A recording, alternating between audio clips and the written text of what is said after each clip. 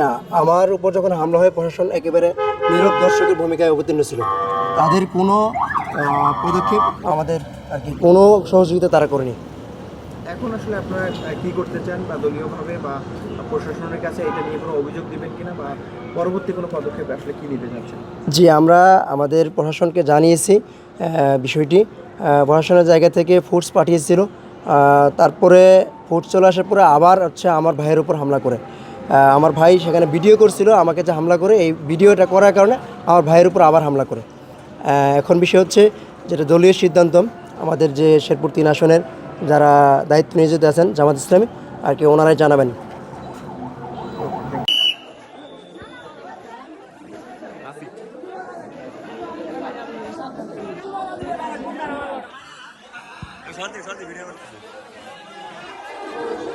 মাঝখান ধরে করে ভাঙ গেল।